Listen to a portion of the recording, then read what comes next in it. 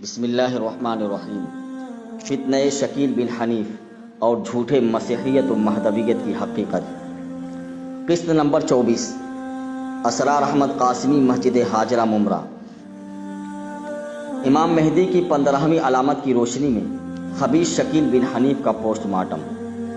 محترم سامعین کرام، گزشتہ قسط نمبر 23 میں عرض کیا گیا تھا کہ احادیث میں ہے کہ امام مہدی باطل کو شکست دے کر صرف 9 سال کے اندر پوری دنیا میں اسلامی حکومت قائم کر دیں گے اور زمین و آسمان سے رحمتیں و برکتیں امڑ پڑیں گی۔ آج کی قسط میں ہم امام مہدی کی 15ویں علامت کی روشنی میں اس مکار اور فراڈی کا جائزہ لیں گے، تو آج کی قسط ملاحظہ فرمائیں۔ باطل طاقت کو شکست فاش، پوری دنیا کی فتح، عالمی خلافت کے قیام اور زمین و آسمان سے رحمتیں و برکتوں کے نزول کے بعد، جیسا کہ حدیث کی کتاب سنن ابو داؤد میں روایت ہے کہ امام مہدی 7 یا 9 سال کی مدت میں دنیا سے رخصت ہو جائیں گے۔ اب اس حدیث کی روشنی میں شکیل بن حنیف کا جائزہ لیں کہ اس خبیث کو مہدویت کا دعویٰ کیے ہوئے تقریباً 15 سال سے زائد کا عرصہ گزر گیا ہے۔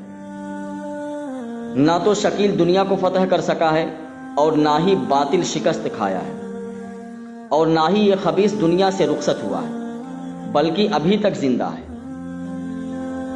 اب آپ ہی فیصلہ کیجئے کہ اگر شکیل بن حنیف اپنے دعوے میں سچا ہوتا تو اب تک اسلامی انقلاب بھی برپا ہو جاتا اور وہ خود بھی حضور صلی اللہ علیہ وسلم کے فرمان کے مطابق بہت پہلے مر جاتا۔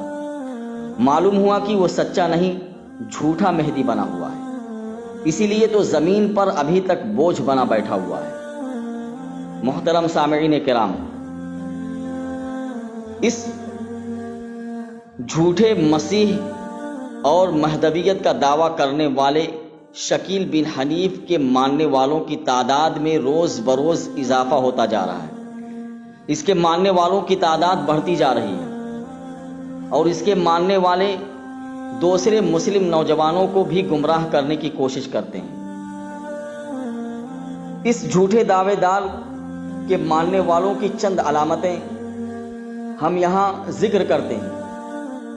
اگر آپ کو کسی شخص میں وہ علامتیں نظر آئیں تو آپ فوراً پہچان لیں کہ وہ شکیل بن حنیف کے ماننے والے ہیں۔